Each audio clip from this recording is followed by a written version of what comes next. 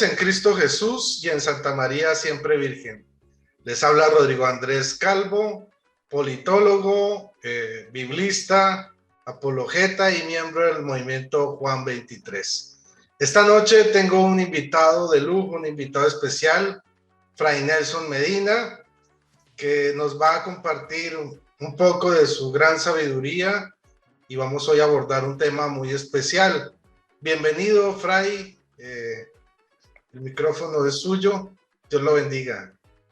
Muchas gracias, Rodrigo. Gracias por tu obra, gracias por amar nuestra fe y por darla a conocer.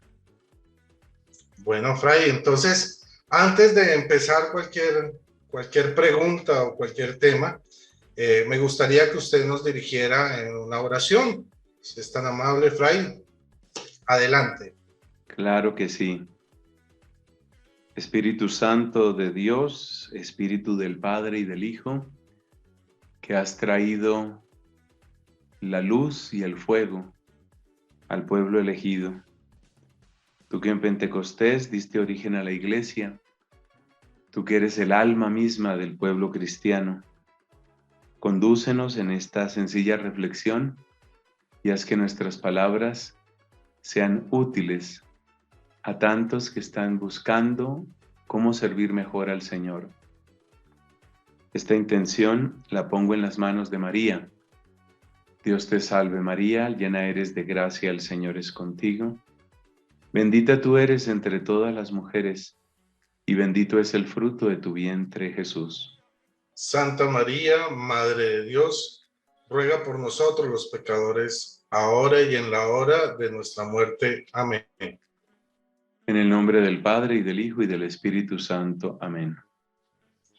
Bueno, Fray, le comento pues ya que tenemos la compañía del Espíritu Santo, que aquel día que mi mamá ve mucho su canal en YouTube, pero me salió con una pregunta muy interesante. Me dijo, bueno, Rodrigo, ¿qué es la nueva evangelización?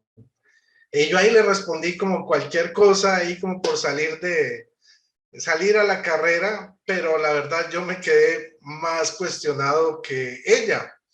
Entonces, dada esta pregunta, me contacté con usted y esta es como el ser, la razón de ser de esta entrevista, para preguntarle primeramente qué es la nueva evangelización, porque uno lo escucha por todos lados, pero eso con qué se come, ¿qué es la nueva evangelización, Fray? Gracias, Rodrigo. Nueva evangelización. Yo creo que tal vez la mejor manera de responder es dar un poquito de contexto. En los últimos siglos se presentó como una especie de divergencia, una distancia progresiva entre, vamos a ponerlo de esta manera, entre la iglesia y el mundo. Se dio una distancia progresiva. ¿Qué queremos decir con esto? Que grandes sectores de la sociedad empezaron a definir sus opciones completamente al margen de la vida cristiana. Nos damos cuenta que en el siglo XVIII, por ejemplo, en el tiempo de la Ilustración, muchos intelectuales consideraban a la fe como una especie de limitante y entonces se declararon libre pensadores, como quien dice, yo pienso libremente. Yo no estoy encadenado, limitado, ni por la fe ni por una iglesia. Luego en el siglo XIX encontramos que con el surgimiento del capitalismo unido a la revolución industrial, empieza toda una explotación de lo que hoy llamamos la clase obrera y muy pronto el marxismo con sus ideas hizo presa en esa parte de la sociedad de tal manera que los obreros, muchos trabajadores, sintieron que su auténtica representación estaba en las opciones políticas del comunismo y no en la iglesia. A finales del mismo siglo XIX, también sucedió que en varios países, pues muy señaladamente en Inglaterra, en Estados Unidos, las mujeres empiezan a pedir, o mejor dicho, a reclamar una participación democrática directa, y de nuevo se da un fenómeno de distancia con la iglesia. Los científicos, los literatos, los artistas, los jóvenes, los pobres, la clase trabajadora. Entonces, a eso es a lo que nos referimos cuando hablamos de esta división entre iglesia y mundo. Por supuesto, esa división ha sido una preocupación muy grande, muy grande, de muchos en la iglesia, especialmente de los papas. En algunas ocasiones, que esto se nota especialmente en los papas Pío IX y Pío X, el primero es el Beato Pío IX o Pío IX y el otro es San Pío X, pues señalaron errores en las posturas que eran como más difundidas en el mundo. Y a eso se debe un documento que sacó Pío IX que se llama el Sílabus, básicamente diciéndoles a los católicos, diciéndonos a nosotros los católicos, cuidado con estas ideas, cuidado con esto, cuidado con esto otro. Pío X tomó una actitud también parecida, también exigiendo fidelidad a quienes sirven dentro de la iglesia y advirtiendo a todo el pueblo católico contra tantas herejías y tanto pensamiento confuso de la época. Por supuesto que estas acciones de estos dos grandes papas, estas acciones eran necesarias. Eran acciones que tenían como propósito, pues, marcar una línea, ¿no? Decir, mire, estamos equivocados, hay que ponerle cuidado a esto, no nos dejemos engañar. Pero esa aproximación es una aproximación básicamente defensiva. Es como levantar un muro. Pensemos una persona que está en un barrio muy peligroso dentro de la ciudad y entonces dice, pues yo voy a poner una reja muy alta o voy a poner un muro porque a mí no me van a robar así nomás. Entonces la iglesia tomó una actitud de autoprotección y una actitud de defensa. Pero las cosas empiezan a cambiar y yo quisiera mencionar aquí otro Papa Pío, que es Pío XII, porque algunas personas creen que cuando se habla de estos temas, son temas de hace 10 años, 20 años, y fíjate que tenemos que volvernos casi 100 años para encontrar antecedentes de esto que llamamos nueva evangelización. Pío XII, no con un documento único, sino más bien con toda una actitud y con todo un cuerpo de enseñanza, Pío XII se pone en la tarea de mostrarle al mundo que la iglesia entiende el lenguaje del mundo. Es decir, que la iglesia entiende al científico, que la iglesia entiende el mundo cultural, los descubrimientos históricos. El mismo Papa Pío XII era un papa enormemente ilustrado, era pues un hombre de una inteligencia prodigiosa y pues bueno, le hablaba a todo tipo de personas. Es decir, ahí tenemos una actitud diferente. Luego encontramos, después de Pío XII, encontramos a Juan XXIII, un nombre que te resulta muy familiar a ti. Encontramos a Juan XXIII y Juan XXIII quiere romper esa barrera, no para que el mundo cambie a la iglesia, sino para que la iglesia pueda transmitir las riquezas de la salvación al mundo. Esa era la, digamos, la estrategia, ese era el plan de Juan XXIII. Y esa es la razón por la que él convoca el Concilio Vaticano II. No es un concilio para cambiar las enseñanzas, no se trata de cambiar las enseñanzas de la iglesia, ese no es el propósito. El propósito es ver cómo se puede allanar el camino para que aquello que está en la iglesia llegue al mundo.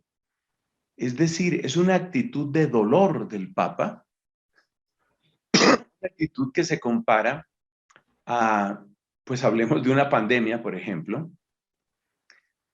Es la actitud que se compara cuando muchas personas están sufriendo y se tiene la vacuna o el antídoto en una bodega y tú dices, no puede ser. Nosotros no podemos quedarnos con esta riqueza nosotros. Esto hay que compartirlo, esto hay que darlo. Ese es Juan 23. Y por eso Juan 23 tiene una actitud básicamente de pastor bueno, y lo que quiere es compartir esa riqueza de la iglesia.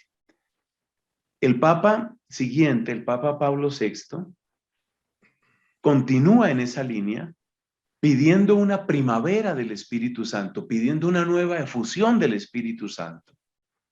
Y utiliza un lenguaje que es muy claro, un lenguaje inequívoco.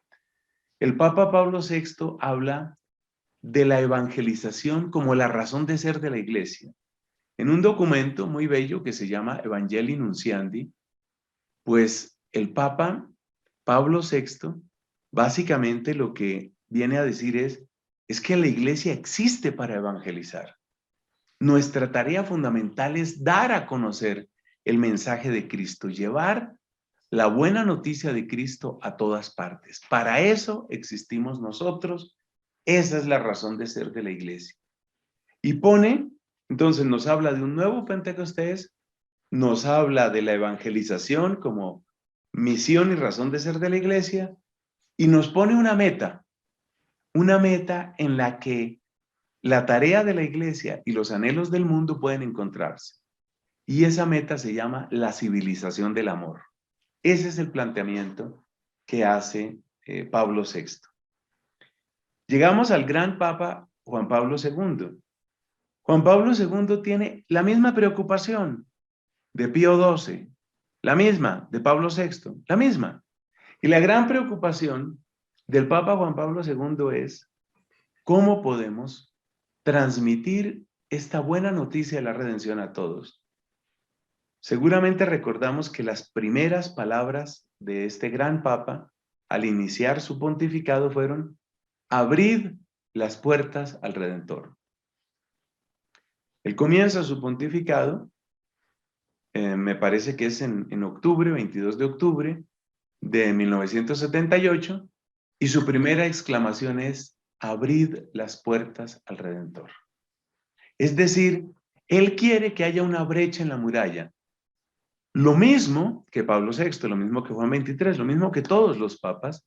Lo que él pretende no es que el mundo cambie el mensaje del evangelio, sino que el evangelio pueda ser brindado, pueda ser ofrecido. Y es Juan Pablo II quien acuña la expresión de la que estamos hablando. Es decir, él es el que viene a hablar de nueva evangelización. Nueva evangelización, ¿qué significa? Ya lo sabemos, no es cambiar el mensaje, sino buscar modos, maneras, esfuerzo, intensidad, fervor, para que ese mensaje, el mensaje de siempre, pueda llegar a nuevos corazones. Entonces, ese es el propósito de Juan Pablo II cuando él nos habla de nueva evangelización. Nos está hablando de novedad en los métodos, novedad en el ardor, novedad en las, llamémoslo así, en la estrategia, una creatividad, pero se trata de transmitir el mismo evangelio. Los papas que han seguido, es decir, hasta ahora el Papa Benedicto XVI y el Papa Francisco, han utilizado otra terminología, pero por supuesto el intento sigue siendo el mismo. Recordemos en el caso del Papa Benedicto, cómo él utiliza un término, ciertamente un término un poquito técnico, un término que no es de fácil comprensión inmediata. Él nos habla del atrio de los gentiles. Es una expresión que requiere de explicación. Sucede que el templo de los judíos en Jerusalén tenía como círculos concéntricos, es decir, distintos niveles de pertenencia. Y la última frontera del templo era todavía templo, pero ya era como en contacto con el mundo, se conocía como atrio de los gentiles. Es decir, era como una plaza a la que podía entrar todo el mundo. Y ahí se podía hablar de la fe, se podía preparar el ingreso a la fe. Pero lo más importante del atrio de los gentiles en la época de los judíos, en la época en que los judíos tenían templo, y también en la iniciativa del Papa Benedicto, lo más importante de esa propuesta es quitar prejuicios. Porque cuando dejamos de hablar con la gente empezamos a imaginarla.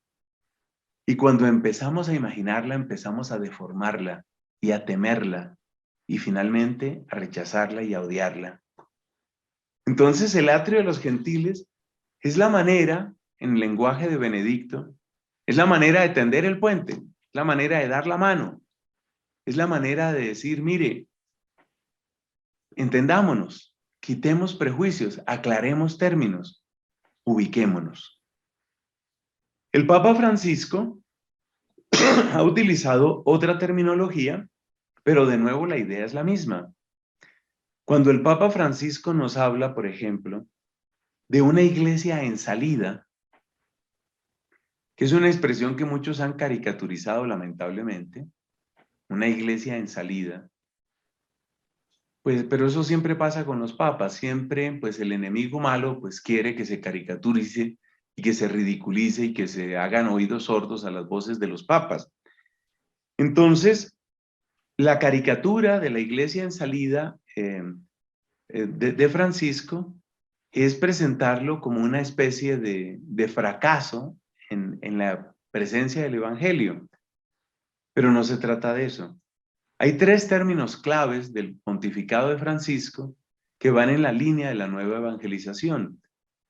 Esos son la proclamación de la misericordia, que fíjate que está muy cerca de lo que decía Juan Pablo II de la redención, es la iglesia en salida, que ya he mencionado, y es una actitud de servicio. Para el Papa Francisco es evidente que la manera de quitar los prejuicios es ante todo una iglesia que sea servidora, que esté dispuesta a cargar al que sufre, al que es rechazado, al que es empobrecido. Una iglesia que toma esos signos proféticos es una iglesia que puede quitar murallas y que puede tender puentes. En gran resumen, nueva evangelización es un impulso renovado de proponer el evangelio. El término como tal viene de Juan Pablo II, la historia es bien antigua y realmente se puede reconocer el mismo impulso en todos estos papas que nos han tocado en los últimos tiempos. Bueno, Fray, eso es muy interesante, pues analizarlo y ver que la preocupación de los papas, digamos, más de un siglo, ha sido la misma con respecto a la evangelización. Pero bueno, para efectos prácticos, sigamos hablando de lo que es la nueva evangelización, porque pues obviamente hay muchos términos acuñados a través de los siglos, pero creo que el más práctico, el más diciente, es la nueva evangelización. Y siguiendo en esa dinámica, yo quisiera preguntarle, ok, en teoría lo que han dicho los papas suena muy lindo, eh, incluso pues interesante lo que dice el Papa Benedicto XVI, pero ¿cómo se puede ver, palpar, tocar esa nueva evangelización? ¿Cómo se puede ver en la praxis, en la práctica? ¿Cómo podemos aterrizar esa teoría? ¿Sí? ¿Cómo se aterriza esa teoría en la práctica, en la realidad, en nuestro día a día, en lo cotidiano? Excelente, excelente, claro que sí. Bueno, aquí hay una afirmación que es muy importante y que además marca la diferencia entre la Iglesia Católica y otras confesiones cristianas. Y es que la Iglesia Católica tiene un gran sentido de responsabilidad y un gran sentido, por lo tanto, de tradición. La responsabilidad significa que ni tú como laico, ni yo como sacerdote, ni ningún obispo, de hecho ningún papa, puede empezar a inventarse la iglesia mañana por la mañana porque le pareció. Entonces, esto nos está indicando que la nueva evangelización, aunque es vino nuevo Y aunque es una expresión nueva de vitalidad, de gracia, de alegría, de esperanza, la nueva evangelización no suplanta lo que la iglesia ha hecho. Yo supongo que después hablaremos un poco más de esto, cómo hay métodos antiguos, métodos nuevos. Pero básicamente la nueva evangelización hay que encontrarla en las realidades vitales de la iglesia. Por decir algo, movimientos eclesiales. Después del Concilio Vaticano II, empieza a surgir algo maravilloso. Empieza a surgir algo muy interesante, que es esta multitud de movimientos eclesiales. Cuando nosotros hablamos, ya que tú al presentarte lo decías, cuando hablamos del movimiento Juan 23, eso es nueva evangelización. Ese es un intento de presentar el evangelio de un modo, llamémoslo así, nuevo, sin cambiarlo. Eso es nueva evangelización. Muchos de los movimientos actuales utilizan una metodología de retiros, es decir, tomar a las personas, hombres, mujeres de nuestro tiempo, llevarlos a un contexto un poco distinto, un contexto diferente, por ejemplo, una casa de espiritualidad, una casa de retiros, y tener unas predicaciones, unas actividades, unas oraciones, con la esperanza de que la persona redescubra el evangelio. Eso es nueva evangelización. Entonces tenemos movimientos eclesiales. Ahí hay que mencionar también el camino neocatecumenal, que precisamente estaba celebrando en estos días sus 50 años de existencia. El camino neocatecumenal, el de Kiko Argüello, que vive todavía, pues nació en 1971, hace 50 años. Y a través de una metodología que ellos llaman de unas catequesis y de la conformación de unas comunidades con unos responsables que son los catequistas, pues quiere lograr eso. Tenemos los grupos de oración de la renovación carismática. No todo ha salido bien en los movimientos eclesiales, solo he nombrado unos poquitos. No todo ha salido bien. Ha habido escándalos, ha habido errores, es decir, pues claramente se ha mezclado, tenemos que decirlo con claridad, pues se ha mezclado el trigo con la cizaña, lo hemos encontrado, eso es una realidad, eso no lo podemos negar, está ahí, pero hay unos frutos que son preciosos. Si yo voy a hablar de mí mismo, mi vocación, yo no la puedo describir sin mencionar la renovación carismática. O sea, yo soy fruto de nueva evangelización, yo mismo lo soy.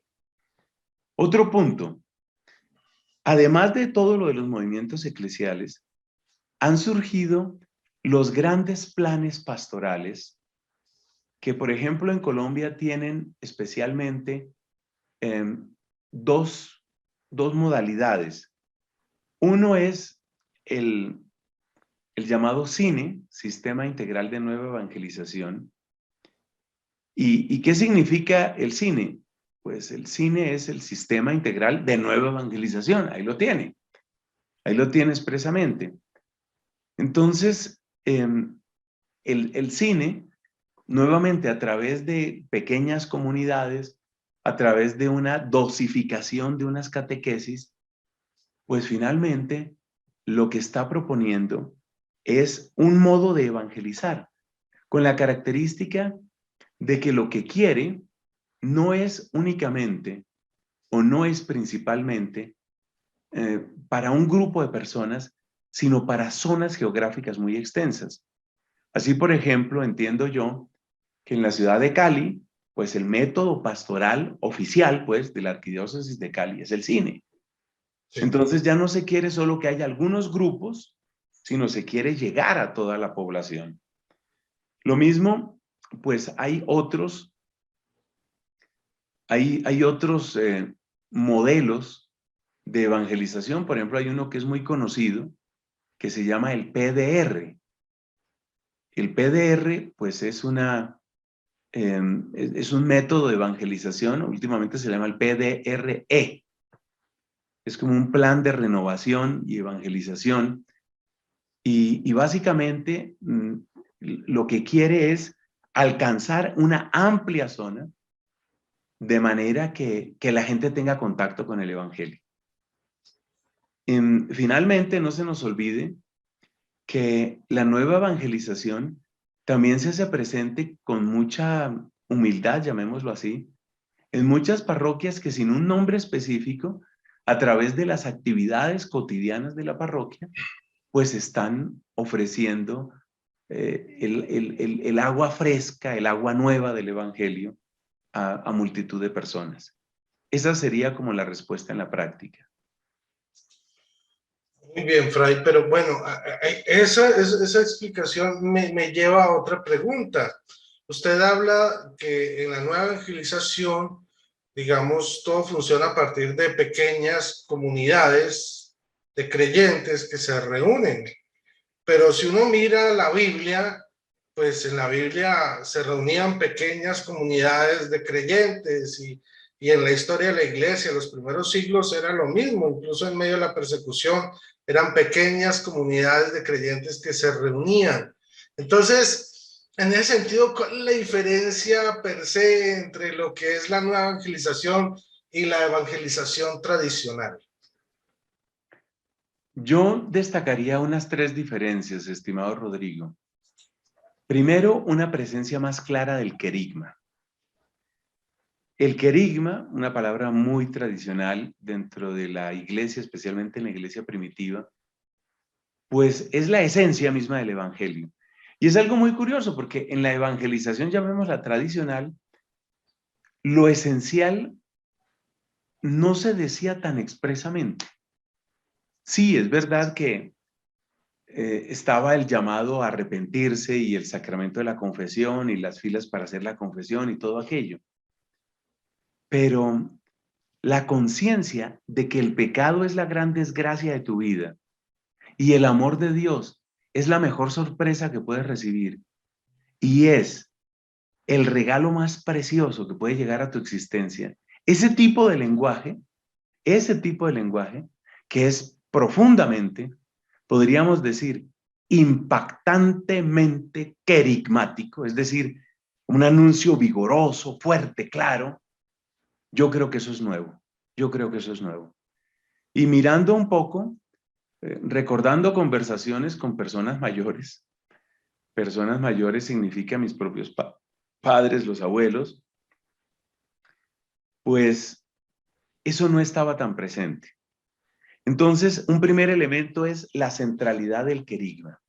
Y si uno mira, por ejemplo, los retiros espirituales, retiros de conversión, aquí en Colombia, pues tú lo sabes, hay un movimiento muy fuerte ahora que se llama Lazos de Amor Mariano. Ellos también empiezan con un retiro y básicamente el retiro siempre es lo mismo en todos los movimientos, es dile no al pecado y dile sí al amor de Dios en Cristo. Siempre es lo mismo. Ese mensaje tan explícito no estaba antes. Esa es la primera diferencia. La segunda diferencia está en el hecho de la formación. Es decir, el católico actual muchas veces, acechado por todo tipo de teorías, de doctrinas, tiene muchas preguntas, muchas preguntas. De hecho, y con todo el aprecio, tú eres una expresión de eso. Es decir, yo quiero ser católico, pero espere, que es que yo quiero pensar, es que yo quiero entender. La evangelización tradicional no daba mucho espacio para las preguntas. Mi mamá nació en 1932, murió ya hace unos años, y yo recuerdo una conversación con ella en la que hablábamos del libro del Apocalipsis. Y me decía mi mamá que ese libro a ella le causaba como mucho temor. Entonces, pues yo intentaba, a mi manera, de un modo muy sencillo, yo intentaba como quitarle ese miedo, ¿no? Como hacerle ver un poquito no, que es fundamentalmente un libro de esperanza más que otra cosa. Y ella me contó una historia, me dijo, es que en mi época nos advertían que era peligroso leer la Biblia. Y también si uno tenía una pregunta, eso se miraba como poner en peligro la fe. Entonces, si tú vas a hacer una pregunta, me acuerdo como si fuera hoy la respuesta que a ella le dieron. Niña, eso no se pregunta. El católico hoy es un católico que no solo tiene muchas preguntas, sino que se siente en la capacidad y en la oportunidad de hacerlas. Y eso está bien. Entonces ha aparecido toda una dimensión que es predicación y que es formación, hasta el punto de que hay muchos laicos que están muy, pero muy bien formados, pero muy bien. Y yo creo que tú, por ejemplo, con tu labor de defensor de la fe, de apologeta, pues tú eres una expresión también de eso, estimado Rodrigo, tú lo muestras, que eso es así. Entonces, ahí nos damos cuenta de una segunda diferencia que es la formación. Y una tercera diferencia, que en realidad tiene sus primeros brotes hace unos 100 años con la Legión de María y con la Acción Católica, es el laico como evangelizador. Eso también es nuevo. El laico como misionero. Yo creo que gran parte de nuestros católicos lo tienen perfectamente claro. ¿Tienen claro qué? Tienen claro que ser católico es ser discípulo misionero. Esa terminología tan hermosa que nos dejó la conferencia de Aparecida. Un católico que se siente discípulo misionero, un laico que se siente así, es un laico que se arriesga, entre comillas, a hablar de Dios, a hablar de Cristo. Es una persona que tiene un testimonio. Es una persona que un día le dice a un compañero de trabajo, pues quiero contarte que mi vida cambió. Y eso no existía, con esa claridad no existía antes. Entonces sí hay por lo menos esos tres cambios muy claros: la centralidad del querigma, el papel de la formación y luego también este elemento misionero.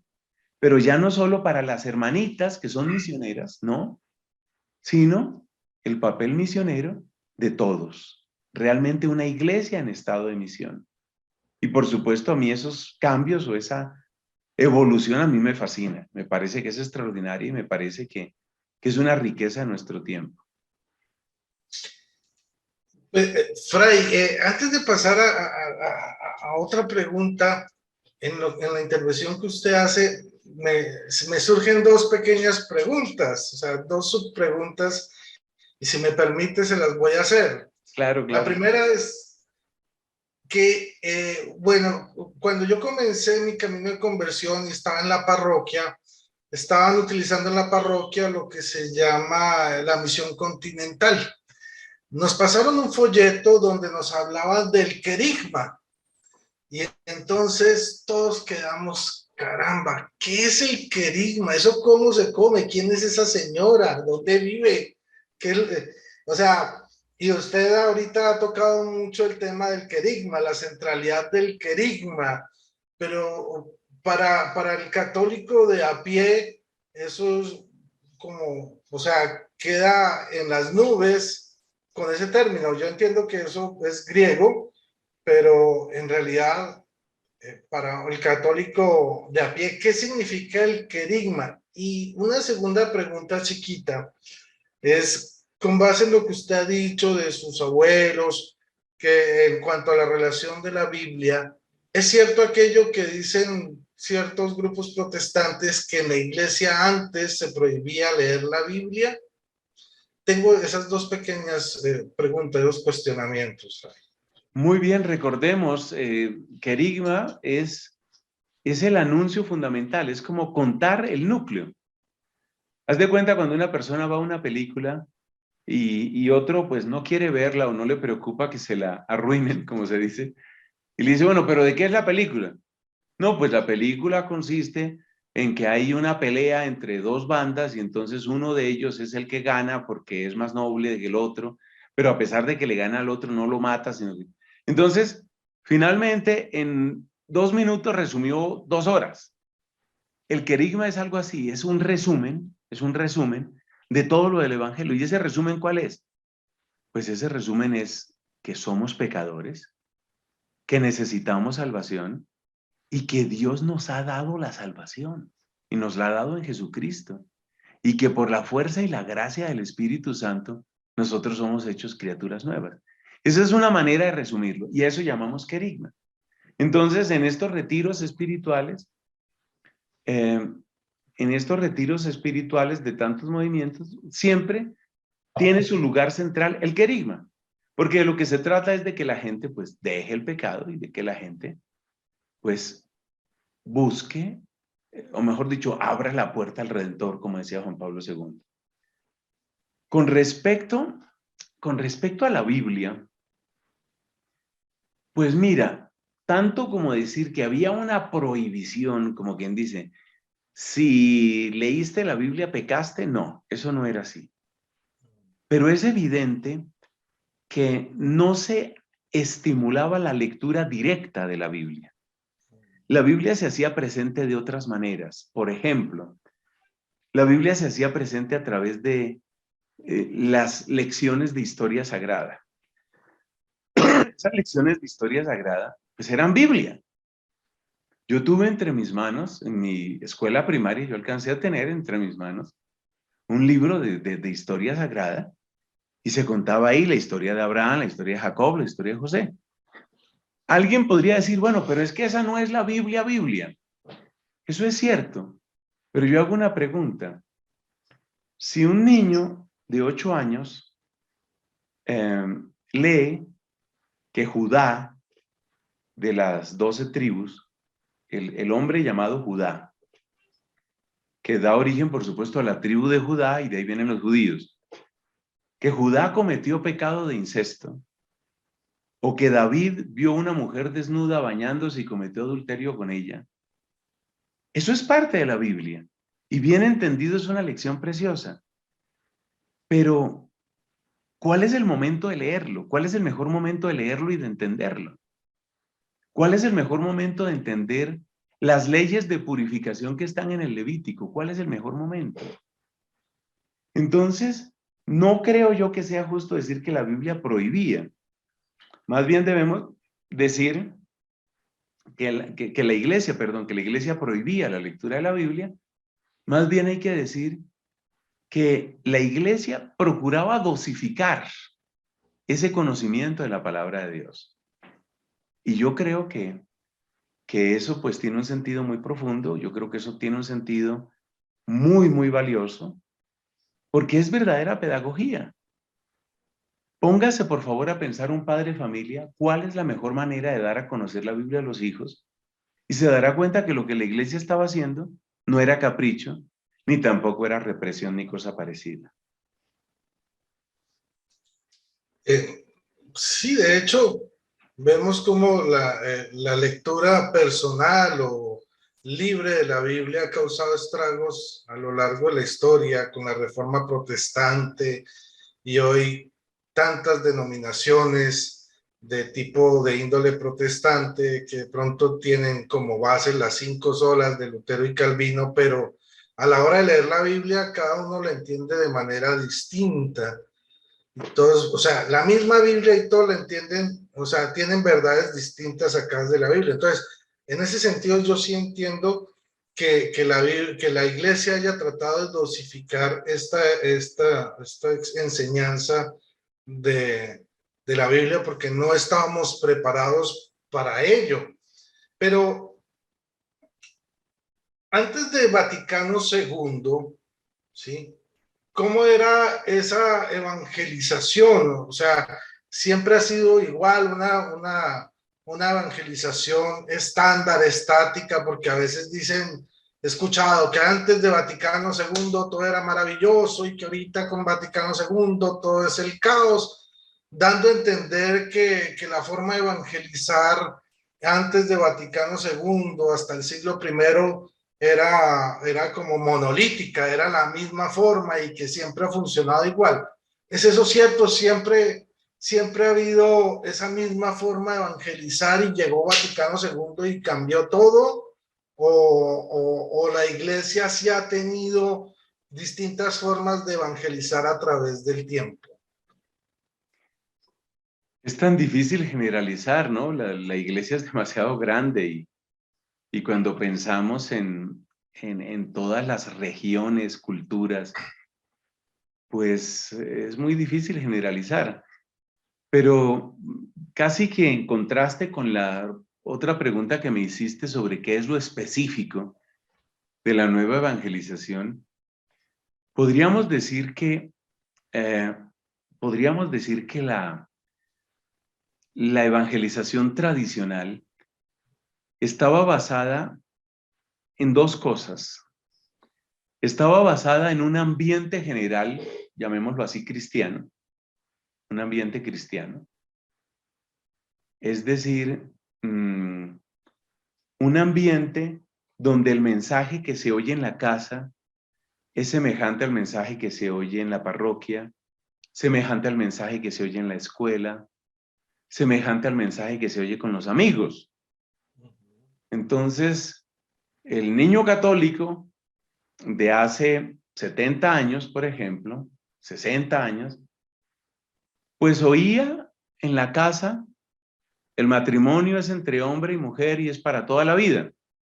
En la parroquia oía que Cristo mandó que el matrimonio es para toda la vida. En el colegio, pues veía que el matrimonio, la familia es para toda la vida. Y los amigos pertenecían a familias que eran para toda la vida. Entonces había un refuerzo mutuo. Ese refuerzo se perdió. Esto es muy triste, esto no es de alegrarse. Este refuerzo se perdió. Y como se perdió ese refuerzo, entonces pues se perdió uno de los pilares de la evangelización tradicional. En la evangelización tradicional había muchas cosas que no había que decir porque eran como explícitas. Si nosotros saltamos 60 años atrás, o sea, nos estamos devolviendo a 1960 por allá. Si en 1960 alguien hubiera dicho: me parece importantísimo aclarar que el matrimonio es entre hombre y mujer, la gente lo hubiera visto y se hubiera reído de él y diría: pues es que a quién se le ocurre otra cosa. En nuestra época es muy diferente. Entonces el niño ve una cosa en la casa, pero resulta que tiene un compañerito que no tiene papá y mamá, sino dos mamás, y si se conecta al celular, se encuentra con el mensaje que el aborto es una maravilla, y si va a la parroquia, el padre a veces dice que la resurrección fue simbólica. Entonces, uno de los pilares de la evangelización tradicional es el mutuo refuerzo. Todo se reforzaba mutuamente. Eso se perdió. Y es triste que se haya perdido, pero de nada sirve llorar, como se dice proverbialmente: llorar sobre la leche derramada no sirve de nada. Entonces, por eso necesitamos, como se dice popularmente, ponernos las pilas. Por eso tenemos que trabajar. El otro pilar que tenía la evangelización tradicional eran sacramentos y devociones. Entonces, ¿dónde recibía la gente una catequesis así, pues especialísima? Primera comunión. Un año de catequesis de primera comunión, que además la catequesis usualmente la daba el sacerdote. Y eran catequesis largas, y eran con exámenes, y eran con muchas cosas. O sea, se garantizaba una cierta, ¿cómo llamarlo? Una cierta solidez. Entonces, esa era la evangelización tradicional, una sociedad ciertamente coherente en sus principios y un mundo, llamémoslo así, litúrgico, de devociones, de prácticas, ¿sí? De sacramentos. Entonces la vida de la gente estaba marcada por los sacramentos. Y más o menos la gente salía de un sacramento para otro, ¿no? Yo alcancé a vivir bastante eso. Entonces, bueno, bautismo, primera comunión, confirmación. Luego, típicamente el matrimonio. Luego ya venían los hijos, otra vez bautismo, ¿no? Se murió alguien, entonces, bien, antes de la muerte, por supuesto, el sacramento de la unción de los enfermos y así sucesivamente. Esa era la evangelización tradicional. En el capítulo de las devociones estaba el aspecto comunitario.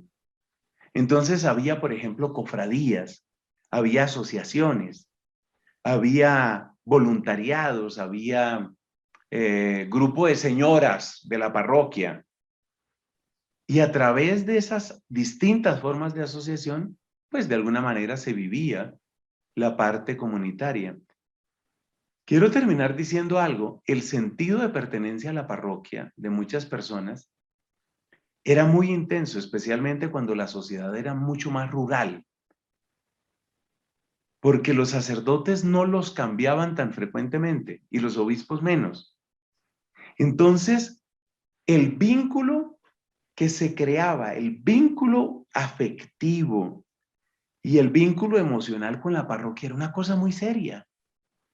La gente sentía que la parroquia había sido su casa durante toda la vida.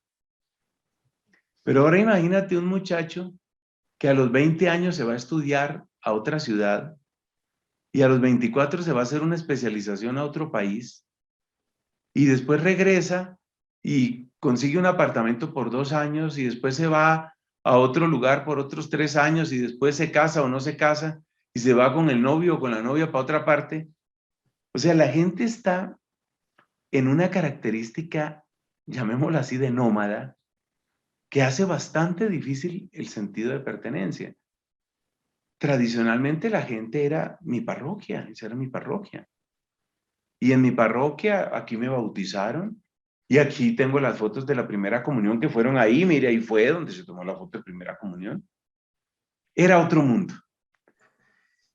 Decir era mejor, era peor, yo creo que no es justo, no es justo decirlo. Creo que hay casos en los que se puede decir era mejor. A mí por lo menos me encanta eso de que haya un refuerzo positivo, ¿no? Un refuerzo positivo en unas y otras partes. Eso nos hace falta ahora. Y los papás y las mamás están sufriendo terriblemente por esa falta de refuerzo. Terriblemente. Porque entonces el profesor les enseña otra cosa. Entonces yo ya tengo el caso de papás a los que la niña de 11 años les dice, papá, no voy a ir a misa. No, pero es que usted no se manda. No, no, tú no me puedes obligar. Tú no me puedes obligar. Y 2 años después, papá, yo no creo en Dios. Y eso viene del colegio y eso viene de los amigos. Entonces es muy difícil decir, no es muy, no es muy justo decir qué es mejor que qué. Porque luego uno se pone a pensar en nuestro tiempo y yo miro, por ejemplo, tantos jóvenes tan valientes, por ejemplo, en estos temas pro vida, hay una valentía, una cosa tan impresionante. Es algo que llama mucho la atención.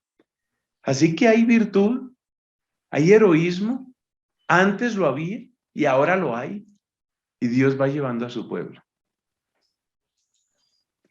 Perfecto, Fray. A ver, pues como usted lo ha mencionado, la característica de esta época, o sea, aparte de que no hay esa corresponsabilidad que había antes, me imagino que el relativismo ha tenido mucho que ver en el rompimiento de esa unión. Pero eso a veces también se ve reflejado en que pues los laicos hemos salido a predicar, a enseñar, pero muchas veces lo hacemos de manera artesanal, por así decirlo, empírica, y en ese proceso empírico a veces cometemos muchos errores, a veces lo que queremos que se vuelva evangelización termina siendo un show donde yo termino diciéndole al otro, usted no cree esto, entonces usted es un hereje, o usted me sacó la lengua y entonces venga, ¿por qué me sacó la lengua? Y usted es un feo y entonces se deforma, se vuelve, el evangelio se vuelve como una especie no sé si recuerda un programa que se llamaba Laura en América, un talk show, pues donde es que pase el desgraciado y todo ese tipo de cosas. Entonces, ¿cómo evitar ese tipo de situaciones viscerales que llevan a deformar el evangelio? Pues porque muchos tenemos como la buena voluntad de hacerlo, pero a veces caemos en este error. Entonces, según su experiencia, ¿qué consejos y parámetros nos puede dar a los que intentamos evangelizar las redes para hacerlo de manera efectiva y como debe ser? Bueno, sí, sí, hay varios consejos que puedo dar, digamos, un poquito a partir de experiencia propia, otras veces a partir de lo que he visto en otras personas, ¿no? Me gusta mucho la comparación con el talk show, ¿no? Ese espectáculo que es muchas veces tan, digamos, tan desedificante, ¿no? Desedificante. Primera recomendación. Si vamos a evangelizar, pues vamos a presentar el evangelio. Entonces, eso significa conózcalo, fórmese y sobre todo vívalo. Eso es lo primero. Alcanzó a hablar sobre redes sociales el Papa Benedicto y en una de sus intervenciones, que fueron muy pocas sobre ese tema, y yo recuerdo sobre todo en una de sus intervenciones decía el Papa Benedicto que lo más importante en las redes sociales es que no fueran fachada, que no fueran apariencia, que no empecemos a mostrar lo que no somos. Entonces, primer criterio, verdad y autenticidad. Verdad, que significa conocer muy bien mi fe, y autenticidad, que significa la vivo, la creo, la practico.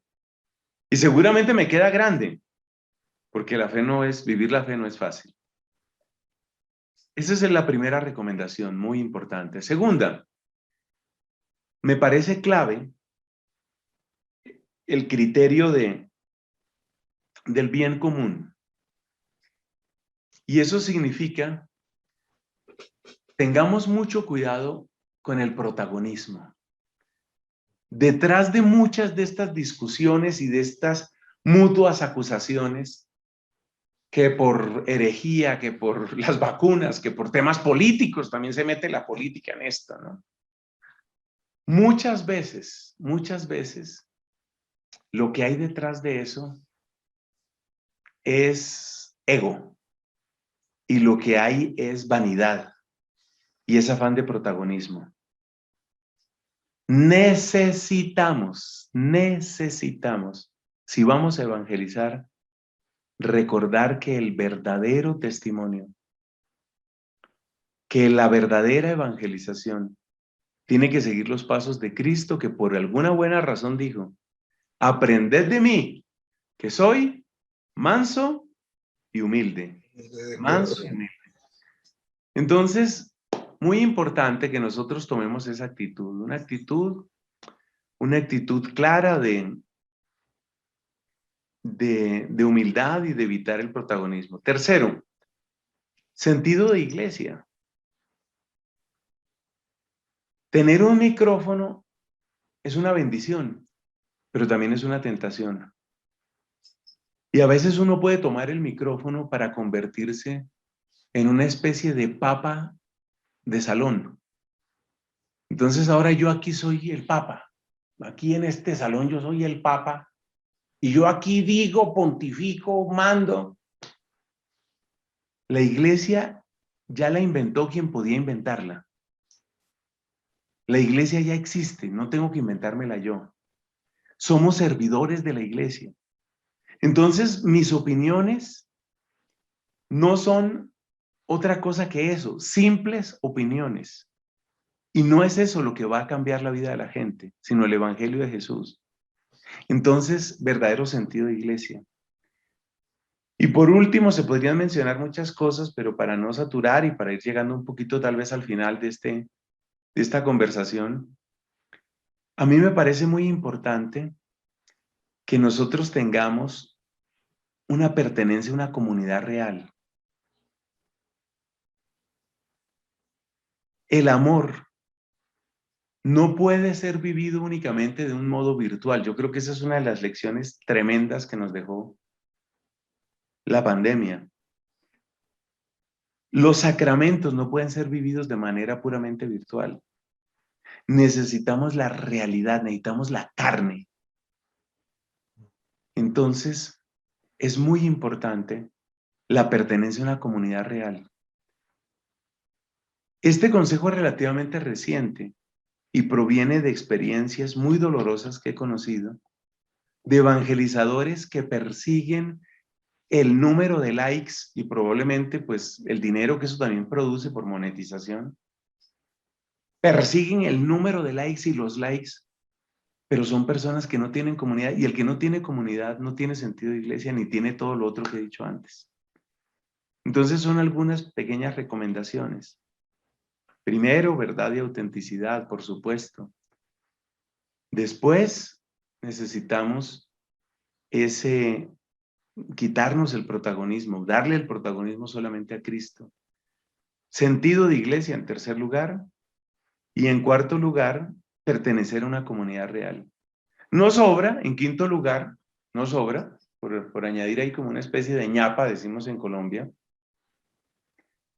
no sobra decir que pon tus talentos a trabajar. Si tu talento es más visual, más artístico, pues seguramente lo puedes poner al servicio del evangelio. Si tu talento es más musical, si tu talento es más de predicación, y dentro de la predicación lo tuyo puede ser más la formación, o puede ser más doctrina social, o puede ser más, pon tus talentos a trabajar. Y yo creo que Dios puede hacer cosas muy interesantes, siempre las hace a través de nosotros. Bueno, una mini pregunta de ñapa, Fray. Hay predicadores, bueno, digamos personas en la red, ¿sí?, que creen y dicen que el tener el número de likes que usted lo menciona es un signo o una prueba de que se tiene mucho fruto. ¿Eso es así? O sea, entonces el que tiene más likes, el que tiene más visitas, ¿en realidad siempre es el que lleva mayor fruto o no necesariamente? No, claro que no. Y se podría responder incluso con un toque de ironía y decir, los muchos likes dan mucho fruto, pero ahora falta ver si el fruto es bueno o malo, ¿no? Porque ese es el tema. Yo quiero insistir en que tener un micrófono es tener una gran responsabilidad. Tener un canal es tener una gran responsabilidad. Y no debemos quitar eso. No debemos quitar eso. Entonces, ¿es bueno crecer en popularidad? ¿Es bueno crecer en alcance? Sí, es bueno, es bueno. Pero si vivimos las otras realidades que hemos dicho, ¿no? Claro, de hecho, digamos, las personas que tienen más likes en YouTube, por ejemplo, ni siquiera son creyentes, entonces no podríamos decir pues que ellos tienen más frutos que los creyentes mismos, ¿no? Porque Kim Kardashian o yo no sé quién personajes a veces hacen boberías o monerías en las redes y mucha gente los sigue y les da risa, pero eso no quiere decir que realmente estén evangelizando. Bueno, Fray, pues realmente estoy muy agradecido, muy honrado porque nos ha dedicado este tiempo para aclarar estas dudas que son importantes, primeramente para mi mamá que me las hizo, luego para mí que no supe responder y de ahí para adelante para mis compañeros, mis hermanos que están en las redes ejerciendo este trabajo. Yo creo que los aportes que usted nos ha dado hoy son muy importantes, dignos de tener en cuenta para poder hacer ese autoanálisis, podernos cuestionar y poder corregir el rumbo en lo que haya que corregirlo. Y bueno, pues nuevamente muchas gracias por su tiempo, Fray, y me gustaría que despidiéramos esta entrevista con una oración pues dirigida por usted. Entonces... Claro, Rodrigo, muchas gracias también a ti. Padre de bondad, haznos fieles a tu evangelio. Tú dijiste, con vuestra perseverancia salvaréis vuestras almas. Danos ante todo eso, perseverar en la santa fe, en ser fieles a ti, en servirte cada vez con más amor, en desear cada vez con más ardor que tú seas conocido, obedecido y amado. Concédenos la bendición, Señor, te lo suplicamos, en el nombre del Padre, y del Hijo, y del Espíritu Santo. Amén. Amén. Muchas gracias, Fray. Bueno, Rodrigo, Dios te guarde.